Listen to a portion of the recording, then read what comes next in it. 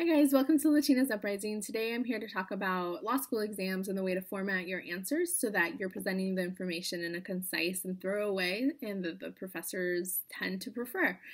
The problem with law school exams, for those that don't know, is that the professors present the information in a hypothetical, a made-up scenario, and then they ask certain questions. And many times students, they jump straight to the conclusion and try to answer what they think the correct answer may be. They fail to actually take time to show their analysis. And so much like a math problem, you have to show your work. The professors really want to know how you got to that conclusion because they could care less really about the conclusion. They want to see that you're able to analyze the rules to the hypothetical that they've created. And it can be difficult to do that because I can tell you need to follow this formula, but it can be difficult to do because during the times of the exams, you're in a really high stress situation, you're under a time crunch because you don't have limited time to answer this question, and the professor may have added a lot of facts that aren't relevant. Some of them might be, but they might pertain to other questions. So it can be really overwhelming to answer a question in a nice, concise way. It gets easier with practice, but unfortunately, especially your first year grades really tend to matter. So the faster you conquer this formula and this format, the better your answers will be, the stronger your grades should get. Now, if your school has a different way of doing things or some other formula has worked for you, that's fantastic. Let us know below. But for those of us who maybe are still new to it or would like a refresher, I think the best formula to follow is IRAC, which is IRAC. You might know it as CRAC or CREAC, but I've always known it as IRAC. And that essentially stands for Issue, Rule, Analysis, Conclusion. And that's how you want to format your answers. You want to present the issue, the rule, the analysis, and then the conclusion. And you really, really want to focus on that rule and analysis part. That's the most important. And the reason that's the most important is because that's what shows the professors whether or not you're capable of taking facts and the law and making up an argument. They don't necessarily care about the conclusion. I've already said that, but I think that's really important to reiterate because that's really where a lot of students tend to have missteps. So one of the ways you can present your information is by following that formula and trying to be as concise as possible. Unfortunately, another misstep students tend to do is to try to be as flowery and flowy as possible. But this isn't law journal. It's okay to be blunt and to the point. And when you're ready to answer your question, you can really start your answer literally with the phrase, "The issue here is." And so I'm going to make up an answer that we can follow. So you would say the issue here is whether Billy Bob can be charged with unlawful criminal restraint.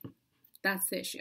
Then you would move on to the rule where you would say versus people, so in Illinois versus bad guy, the courts found that unlawful criminal restraint occurs when someone impedes someone else's freedom of locomotion without just cause. That's kind of the standard. I've recently researched unlawful criminal restraint, which is why it's in my head. So then you really straightforwardly have mentioned what the issue is, and you very straightforwardly have mentioned what the rule is, and you have cited the case law for that rule. Then you move on to the analysis, and the transition to show that you're moving on to the analysis can be very simple, and it can just be in this case. If you write in this case, that is the big flag to the professor that you're moving on to the analysis, and that's really the big part they want to analyze themselves. So in this case, you would take the hypothetical facts to the rule that exists and bring them together. Do they align? What's missing? What's right? What's going on in this case? So in this case, Billy Bob held down the lady for an hour and wouldn't let her go.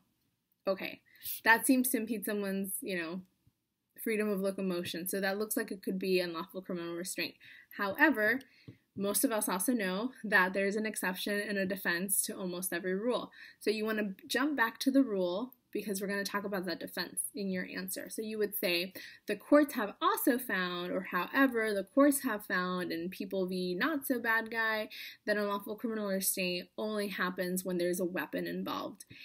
Here, in this case, the transition, Billy Bob had no weapon, had no knife, had no gun.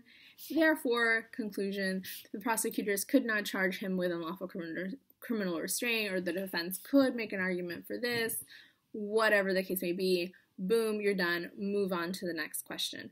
It can really be that simple. I think it can be difficult the first time you're doing it because it's just so like, oh, you're really just writing like the issue here is this, like you're not making it nicer, you're not adding more information to it, but that's good because you don't want to be overwhelmed with information. You don't want your answer to be overwhelmed with information. You want the professor to get down to the point and really be able to assess the analysis that you've presented. That's the most important part.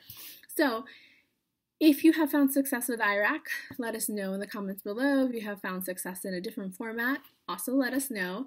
Hopefully, practicing presenting your information in the IRAC model will make it easier for you when it's crunch time and you're during finals mode.